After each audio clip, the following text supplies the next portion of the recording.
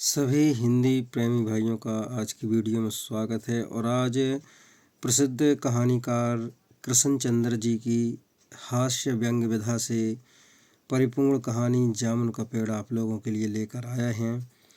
तो शुरू करते हैं कहानी जामुन का पेड़। रात को बड़े जोर का झक्कड़ चला। सेक्रेटेरिएट के लॉन में जामुन का एक पेड़ गिर पड़ा। सवेरे को जब माली ने देखा तो उसे पता चला कि पेड़ के नीचे का आदमी दबा पड़ा है। माली दौड़ा दौड़ा चपरासी के पास गया। चपरासी दौड़ा दौड़ा क्लर्क के पास गया।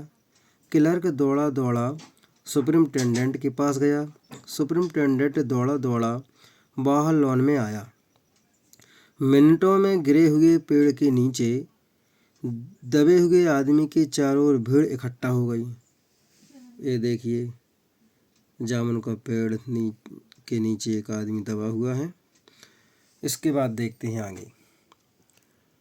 बेचारा जामुन का पेड़ कितना फलदार था, एक क्लर्क बोला, और इसकी जामुनें कितनी रसीली होती थीं।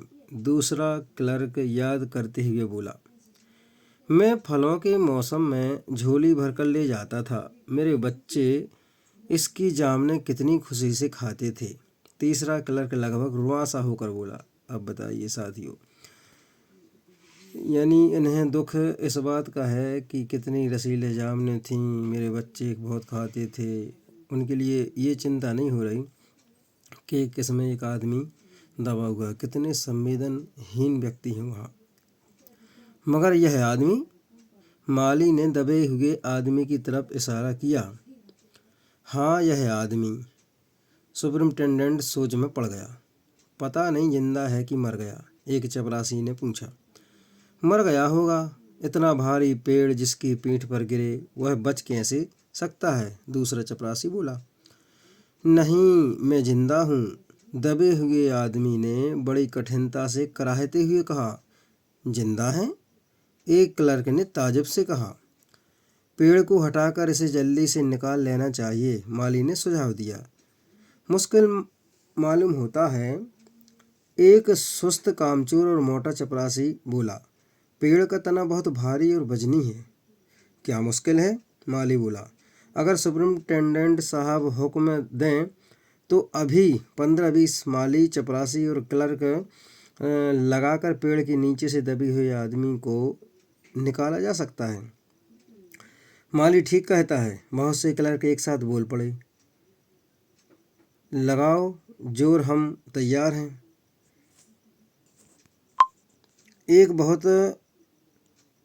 एक साथ बहुत से लोग पेड़ को उठाने को तैयार हो गए। ठहरो, सुपरिंटेंडेंट बोला, मैं अंदर सेक्रेटरी से पूछ लूँ। सुपरिंटेंडेंट अंडर सेक्रेटरी के पास गया। अंडर सेक्रेटरी डिप्टी सेक्रेटरी के पास गया। डिप्टी सेक्रेटरी जॉइंट सेक्रेटरी के पास गया। जॉइंट सेक्रेटरी चीफ सेक्रेटरी के पास गया। चीफ सेक्रेटरी मिनिस्टर के पास गया। मिनिस्टर ने चीफ सेक्रेटरी से कुछ कहा। चीफ सेक्रेटरी ने जॉइंट सेक्रेटरी से कुछ कहा। जॉइंट सेक्रेटरी ने डिप्टी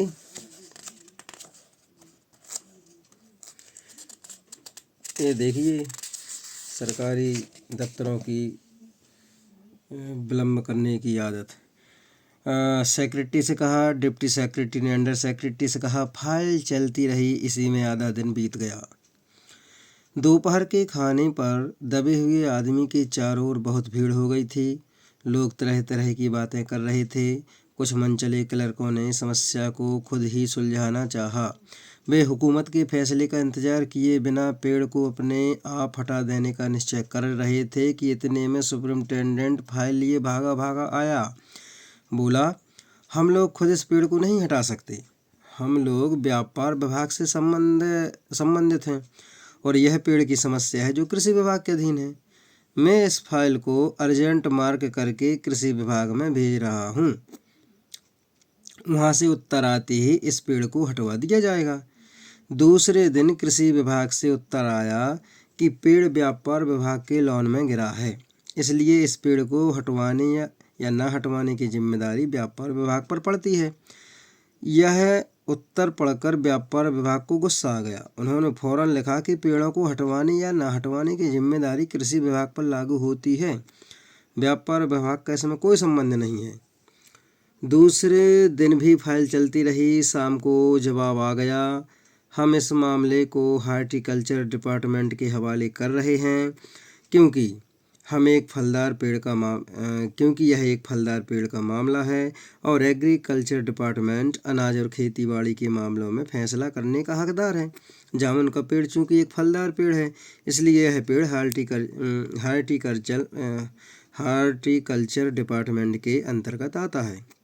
रात को माली ने दबे हुए आदमी को दाल भात खिलाया, जबकि उसके चारों तरफ पुलिस का पहरा था कि कहीं लोग कानून को अपने हाथ में लेकर पेड़ को खुद से हटवाने की कोशिश न करें। मगर एक पुलिस कांस्टेबल को दया आ गई और उसने माली को दबे हुए आदमी को खाना खिलाने की इजाज़त दे दी।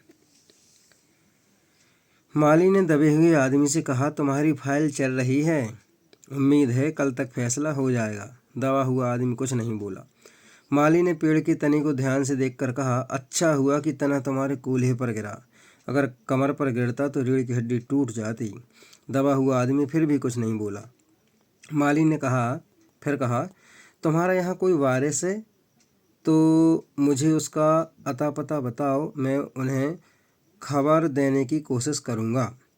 मैं लावारिस हूँ, दबे हुए आदमी ने बड़ी मुश्किल से कहा। माली खेद प्रकट करता हुआ वहाँ से हट गया। तीनों दिन हार्टिकल्चर डिपार्टमेंट से जवाब आ गया। तीसरे दिन हार्टिकल्चर डिपार्टमेंट से जवाब आ गया। बड़ा कड़ा जवाब था और व्यंग्यपूर्ण। हार्टिकल्चर डिपार्टमेंट का सेक्रेटरी साहित्य प्रेमी आदमी जान पड़ता था। उसने लिखा था, आश्चर्य है, इस समय जब हम पेड़ लगाओ स्कीम ऊंचे स्तर पर चला रहे हैं, हमारे देश में ऐसे सरकारी अफसर मौजूद हैं जो पेड़ों को काटने का सुझाव देते हैं, और वह भी एक फलदार पेड़ को, और वह भी जामुन के पेड़ को, जिसके फल जनता बड़े चाव से खाती है। हमारा विभाग किसी हालत में इस फलदार वृक्ष को काटने की इजाज़त नहीं दे सकता। अब क्या किया जाए? इस पर मंचली ने कहा, अगर पेड़ काटा नहीं जा सकता तो इस आदमी को ही काट कर निकाल लिया जाए। यह देखिए, उस आदमी ने इशारे से बताया। अगर इस आदमी को ठीक बीच में से यानी धड़ से काटा जाए तो आधा आदमी इधर से निकल जाएगा और आधा आदमी उधर से आ जाएगा, वो उधर से बाहर आ जाएगा और पेड़ वहीं का वहीं रहेगा। मगर इस तरह तो मैं मर जाऊंगा, दबे हुए आदमी ने आपत्ति प्रकट करते हुए कहा। यह भी ठीक कहता है, एक क्लर्क बोला। इसके बाद आदमी को काटने वाली युक्ति प्रस्तुत करने वाले ने भरपूर विरोध किया। आप जानते नहीं आजकल प्लास्टिक सर्जरी कितनी उन्नति कर चुकी है। मैं तो समझता हूँ अगर इस आदमी को बीच में से काट कर निकाल लिया जाए तो प्लास्टिक सर्जरी से धड़ के स्थान से इस आदमी को फिर से जोड़ा जा सकता है। इस बार फाइल को मेडिकल डिपार्टमेंट में भेज दिया गया। मेडिकल डिपार्टमेंट ने फ़ौरन एक्शन लिया और जिस दिन फाइल उनके विभाग में पहुंची उसके दूसरे ही दिन उन्होंने अपने विभाग का सबसे योग्य प्लास्टिक सर्जन छानबीन के लिए भेज दिया। सर्जन ने दबे हुए आदमी को अच्छी तरह टटोलकर उसका स्वास्थ्य देखकर खून का दबाव देखा, नाड़ी की गति को परखा, दिल और फेफड़ों की जांच करके रिपोर्ट भेज दी कि इस आदमी का प्लास्टिक ऑपरेशन तो हो सकता है और ऑपरेशन सफल भी होगा, मगर आदमी मर जाएगा। इसलिए यह फैसला भी रद्द कर दिया गया। रात को माली ने दबे हुए आदमी के मुंह में खिचड़ी डालते हुए उसे बताया कि यह मामला ऊपर चला गया है। सुना है कि कल सेक्रेटेरिएट के सारे सेक्रेटरियों की मीटिंग होगी, उसमें तुम्हारा केस रखा जाएगा। उम्मीद है सब काम ठीक हो जाएगा। दबा हुआ आदमी एकाहे भरकर धीरे से बोला, ये तो माना कि तगा फुल ना करोगे, लेकिन खाक हो जाएंगे हम तुमको खबर होने तक। माली ने अचंभे से मुँह में अंगुली दबा ली और चकित भाव से बोला, क्या तुम शायर हो? दबे हुए आदमी ने धीरे से सिर हिला दिया। दूसरे दिन माली ने चपरासी को बताया, चपरासी ने क्लर्क को, क्लर्क ने हेड क्लर्क को।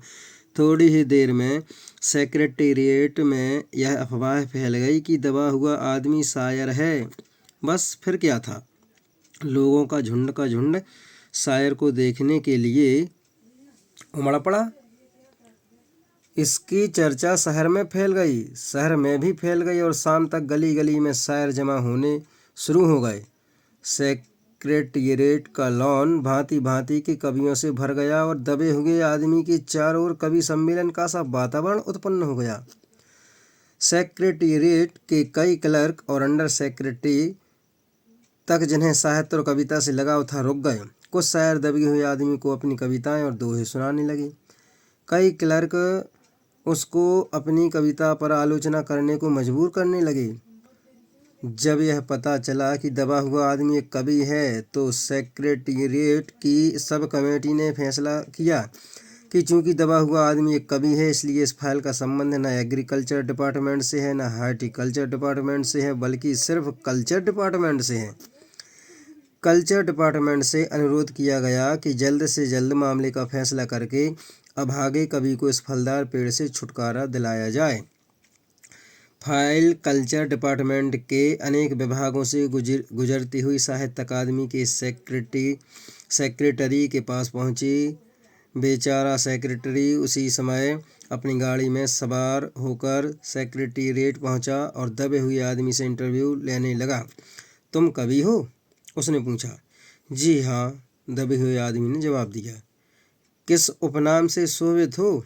ओस। ओस? सेक्रेटरी जोर से चीखा। क्या तुम वही ओस हो जिसका गद्य संग्रह ओस के फूल अभी हाल में ही प्रकाशित हुआ है? दबे हुए कवि ने हुंकार में सिर हिलाया। क्या तुम हमारी अकादमी के मेंबर हो? सेक्रेटरी ने पूछा। नहीं। आश्चर्य है? सेक्रेटरी जोर से चीखा। इतना बड़ा कवि ओस के फूल का लेखक और हमारी अकादमी का मेंबर नहीं है? उफ, कैसी भूल हो गई हमसे।